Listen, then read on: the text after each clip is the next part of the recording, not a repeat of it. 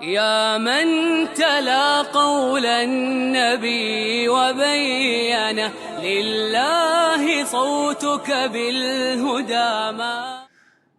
بسم الله الرحمن الرحيم نحمده ونصلي على رسوله الكريم أما بعد.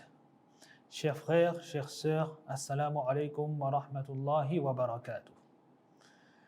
Le mois de Ramadan approche et nous nous devons de l'accueillir avec joie. Nous avons tous dans notre entourage une personne qui aime le trail et qui, à l'approche du grand raid, se met à se préparer.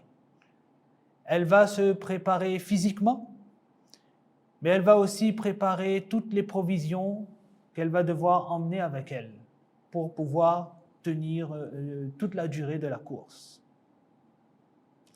De la même façon, le mois de Ramadan se prépare. Ce que l'on voit dans la vie du prophète sallallahu alayhi wa sallam, c'est qu'il passait une très grande partie du mois de Sha'ban à jeûner. Par contre, il a interdit de jeûner 2 ou 3 jours avant le mois de Ramadan. Cela pourquoi? Pour se préparer, pour s'habituer. Les études montrent que pour qu'une habitude s'ancre en nous, il y a une règle qu'on appelle la règle du 21-90. Il faut 21 jours pour prendre une habitude et ensuite 90 jours pour que cette habitude, elle s'ancre en nous et qu'elle devienne automatique. D'autres font une moyenne, ils disent qu'il faut entre 66 et 254 jours pour qu'une habitude s'ancre en nous. Donc cela prend du temps. Préparer le mois de Ramadan pour s'habituer. Pourquoi? Parce que si l'on commence le mois de Ramadan au dépourvu et qu'on n'a pas pris les bonnes habitudes, alors on va perdre du temps et on va peut-être perdre les bénéfices du début de ce mois.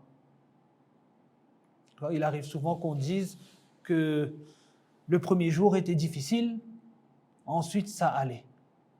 Et même ce premier jour, il est précieux. Se préparer à sauter quelques repas, on a envie de dire que c'est relativement facile. Par contre, la vraie préparation, c'est celle où on se prépare à délaisser les péchés. On se prépare à délaisser nos mauvaises habitudes. Oui, il est vrai qu'il est plus facile durant le mois de Ramadan de se préserver. On sait que le jeûne, as-sawmu junnah, le jeûne est une protection, un bouclier. On sait aussi que suffidati shayatin, les shayatines sont enchaînées durant le mois de Ramadan. Mais il y a toujours en nous cet appel intérieur qui nous pousse à assouvir nos désirs sans aucune limite. Donc apprendre à se dompter et s'entraîner à se dompter avant même que le mois commence pour pouvoir profiter de ce mois pleinement. Et pour terminer, n'oublions pas que le mois de Ramadan, c'est le mois du Coran. C'est donc l'occasion pour nous de nous lier, de tisser un lien fort avec ce Coran. Tisser un lien fort avec ce Coran ne signifie pas uniquement faire sa lecture. Oui, c'est une bonne action de lire le Coran et nous sommes récompensés pour cela. Mais ce n'est pas suffisant. Allah subhanahu wa ta'ala nous demande de comprendre ce qu'il y a dans ce Coran, savoir ce que ce Coran nous dit.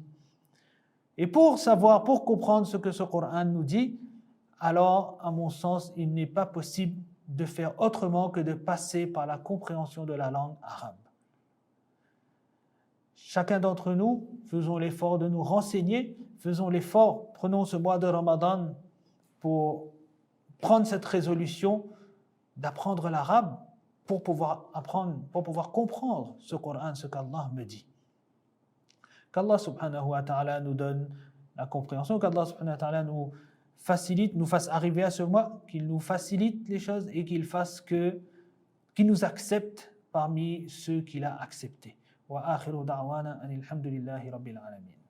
رمضان رمضان رمضان